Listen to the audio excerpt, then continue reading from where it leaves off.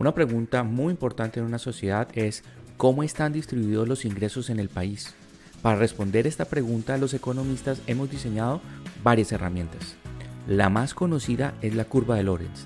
Este gráfico muestra el ingreso acumulado y la población acumulada que posee dicho ingreso. Para construir este gráfico, organizamos a todos los individuos de una población según su ingreso, del que menos ingresos recibe al que más ingresos recibe, y se va calculando cuál es el ingreso acumulado como proporción del total de ingresos para cada una de las proporciones acumuladas de la población. Por ejemplo, para esta curva de Lorenz pintada en verde, el 25% de la población con menores ingresos posee el 12% de los ingresos totales.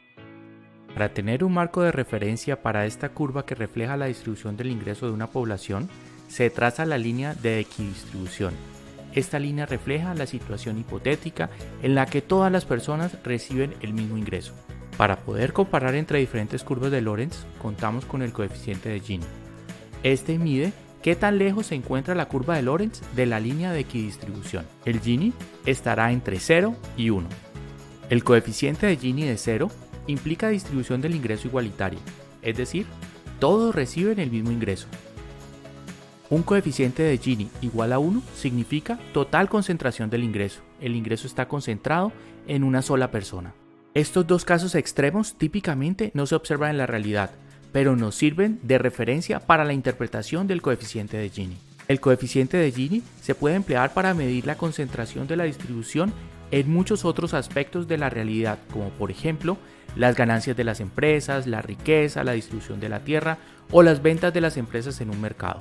La curva de Lorenz y el coeficiente de Gini responden a la pregunta de cómo están distribuidos los ingresos. Una pregunta asociada a esta es ¿cuáles son los niveles de pobreza en un país? Para responder esta pregunta, los economistas han diseñado diferentes metodologías. Estas implican fijar un nivel de ingresos por debajo del cual se considera a una persona en condición de pobreza.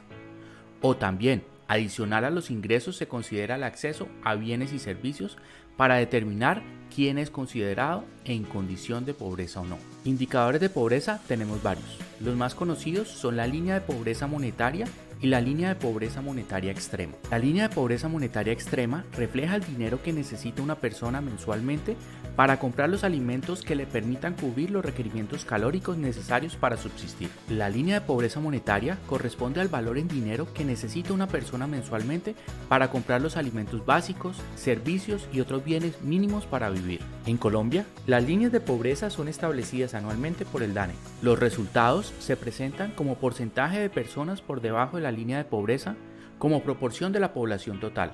Esto se conoce como la incidencia de la pobreza. También se han desarrollado indicadores del desarrollo humano que incluyen más dimensiones que solo el ingreso, como el índice de desarrollo humano o IDH. El IDH incluye en su cálculo la esperanza de vida al nacer, años promedios de educación, años esperados de escolaridad, nivel de ingreso per cápita. El IDH fue creado en 1990 por PNUD de las Naciones Unidas y en la actualidad es el indicador más utilizado internacionalmente para comparar los niveles de vida entre países.